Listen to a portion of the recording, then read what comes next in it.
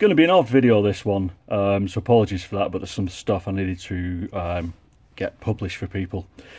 First part of this video is going to be a quick look at some new motors and a frame I got, and then we'll go into the sort of waffle of where I am trying to fix the jello issues on the diatone, etc. Basically jello issues on the run cam split on a 2.5 inch quad.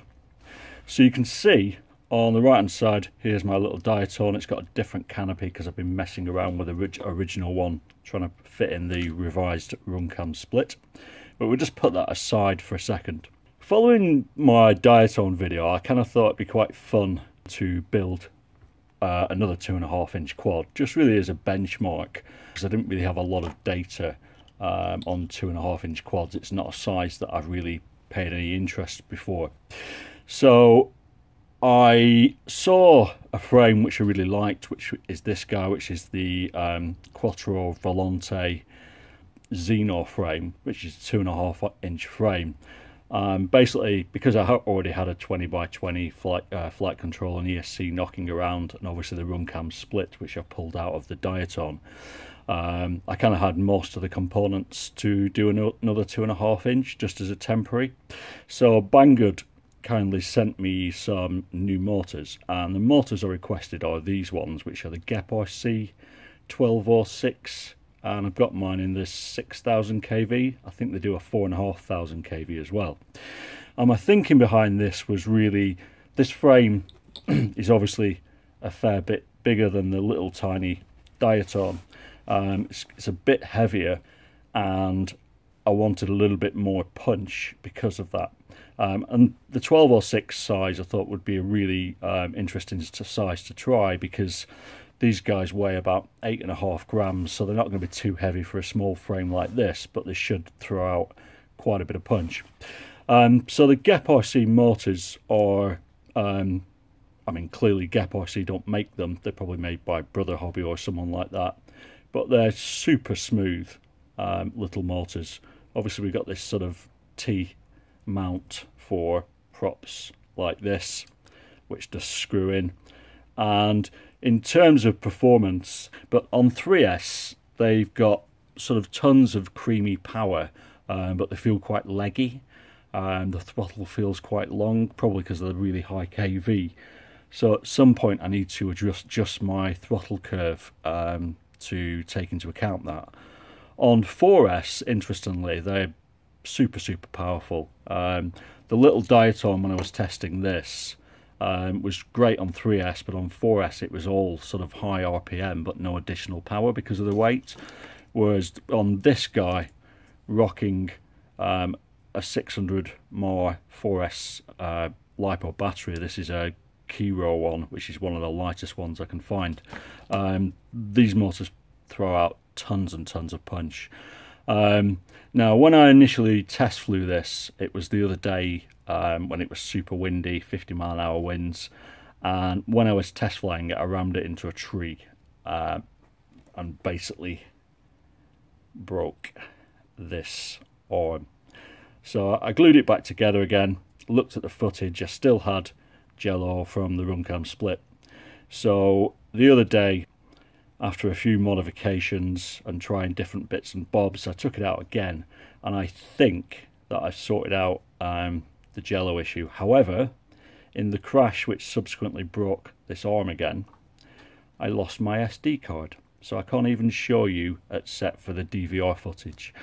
And the reason why I think I might have sorted out the jello is because obviously the run cam split is showing you the HD, the analog feed at the same time as it's recording the HD. You could really see the jello in the FPV feed on a bright day. So on the footage you can see here, this is the FPV feed. I can't show you the HD as I haven't got the memory card, it's somewhere in a field. But it looks and felt pretty smooth, so I think we're on the way to solving it. And all I've really done is just put some insulation tape under the motors, and I tried this 3D printed TPU inside, but it's actually working better on the outside of the frame. So yeah, so I think the motors are really good and certainly ones to look out for. Be interesting to see how the 4,500 kV did. The one thing that they are is pretty hungry on the sort of GMB 550 more batteries that I've been running on the Diaton. These could suck the life out of them in sort of 2 minutes or so. On 4S, it's got tons and tons of punch, but it does a similar thing, albeit I'm flying it in a location that I shouldn't be flying it in, a massive open field with a few trees. This guy is really made for sort of more proximity stuff, and I'm guessing in that sort of flying you'd get much longer flight times, maybe more towards 3 minutes. So the back to the frame itself I absolutely loved until I broke it. I can't really say a lot about that without further testing. It might have just been one of those things, or it might be poor carbon, who knows. But the reason why I got it is it reminded me in a lot of ways of the Acrobrat, which is not a frame I particularly like, but it does one thing exceptionally well, and that's get rid of jello, which is the bit that attracted me to this. And essentially, like the Acrobat, we've got two side plates which are held together, in this case by plastic spacers which push the side plates together, and then we've got this lovely TPU section which runs along the top.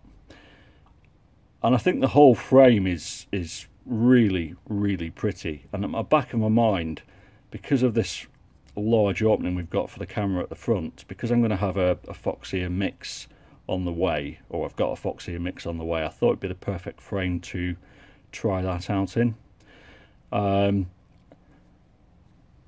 So yeah, so kind of it's a difficult video to make this.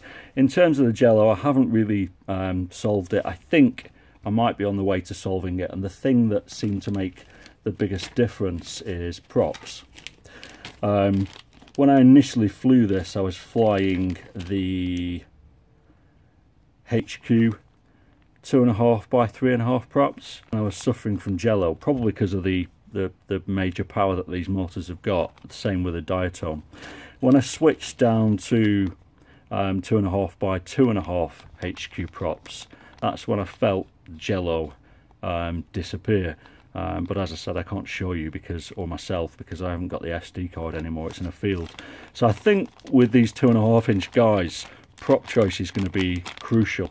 And moving forward, when I fix this and get another base plate, what I'm probably going to do is run these HQ props and adjust my throttle curve, so it's kind of more of a sort of semicircle, which should give me more of the bottom end power that I'm missing when I use these props, because the 3.5 pitch version are much poppier.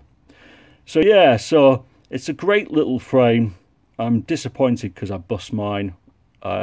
I couldn't really tell you whether it's the frame's fault or it was just one of those things. Things break. On this particular guy, we've got sort of 2.5mm base plate and 1.5mm side plates, and it felt really, really good quality. So when I get a replacement base plate, I'll put I'll seal the edges with CA glue, just to try and strengthen it up a bit. But other than that, I'm really loving it.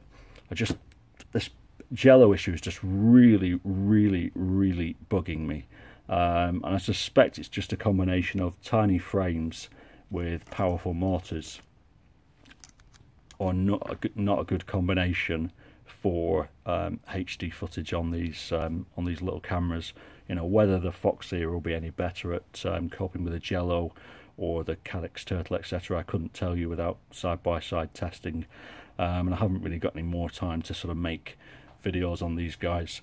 So in the background, when I get my replacement base plate, I'll carry on tinkering with these, but in the meantime I haven't really got a solution to the jello other than buy a 2.5-inch quad with weedier motors, or run a 2-inch quad on 2-inch props, which will probably suffer a lot less jello.